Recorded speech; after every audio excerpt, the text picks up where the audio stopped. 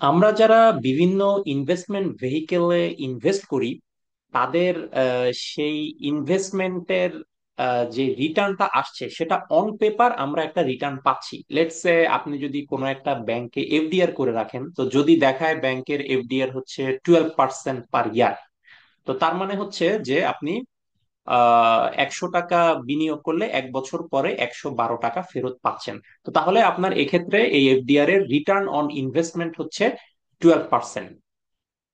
তো এখন প্রশ্ন হচ্ছে, অন পেপার আপনাকে 12% দেখাচ্ছে বা এটার থেকে সোর্স ট্যাক্স ডিডাকশন হচ্ছে 10%, তাহলে 12% আপনাকে রিটার্ন পাচ্ছেন, বাট এগেন এখান থেকে সোর্স ট্যাক্স ডিডাকশন হচ্ছে।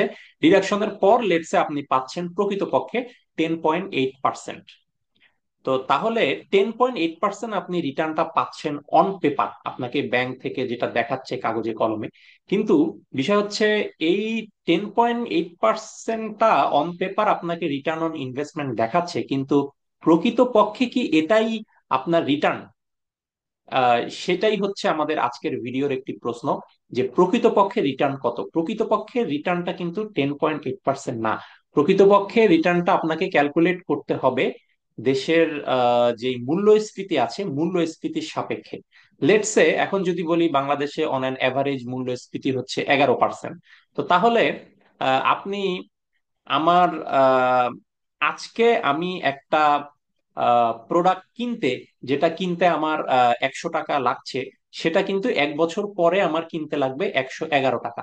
তো তাহলে আমি যদি আজকে ব্যাংকে এফডিআর করি 100 টাকা, 1 বছর পরে ব্যাংক আমাকে যেটা ফেরত দিচ্ছে সেটা হচ্ছে 110 টাকা 80 পয়সা।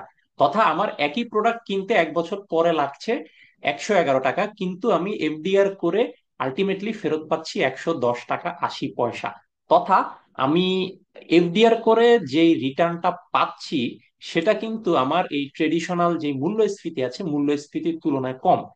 যেটা যে মূল্যস্ফীতির কারণে 111 টাকা লাগছে, এখানে হয়ে গেছে 110 টাকা 80 পয়সা, তথা আমার এখানে 20 পয়সা আমি কম পাচ্ছি। তার মানে এফডিআর করা সত্ত্বেও কিন্তু আমার 20 পয়সা আমি কম থাকছে আমার ওই আজকের যে প্রোডাক্টটা আমি কিনতে পারছি সেটা 1 বছর পরে কেনার জন্য।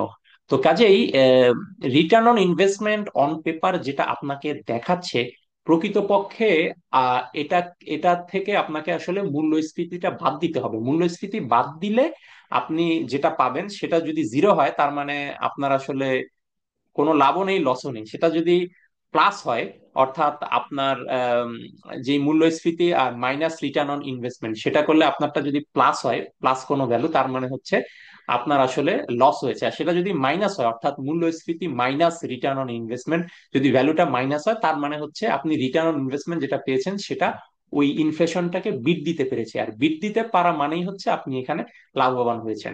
অর্থাৎ আপনার যদি 111 টাকা হয় মূল্যস্ফীতির কারণে 1 বছর পরে, আর আপনি return on investment source tax deduction সকল ধরনের ট্যাক্স ডিডাকশন বা অল ডিডাকশনের পরে লেটস সে 115 টাকা হলো, তাহলে আপনার ওই 4 টাকা যেটা সেটা হচ্ছে আপনার প্রকৃত রিটার্ন অন ইনভেস্টমেন্ট। অর্থাৎ 115 টাকায় যে 15 টাকা, এই 15 টাকা আপনার রিটার্ন অন ইনভেস্টমেন্ট না। ওখান থেকে মূল্যস্ফীতি তথা 11 টাকা বাদ দেওয়ার পর যে 4 টাকা থাকে, ওই 4 টাকা হচ্ছে আপনার অ্যাকচুয়াল যে রিটার্ন অন ইনভেস্টমেন্ট সেটা। তো কাজেই একটা প্রোডাক্ট মূল্যস্ফীতির কারণে যেহেতু দাম বাড়ছে, আপনার রিটার্ন অন ইনভেস্টমেন্ট অবশ্যই সেই অনুপাতে বাড়ছে। কিন্তু রিটার্ন অন ইনভেস্টমেন্টটা যদি ইনফ্লেশনকে বিট করতে না পারে, তাহলে প্রকৃতপক্ষে আপনার লস হচ্ছে।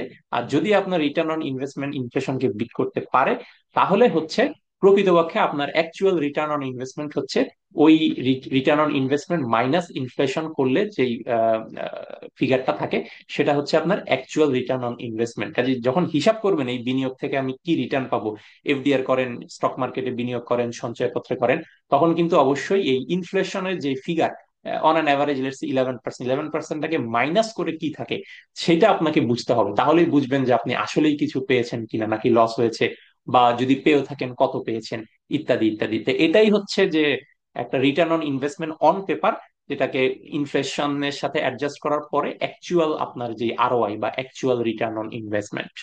ধন্যবাদ সবাইকে।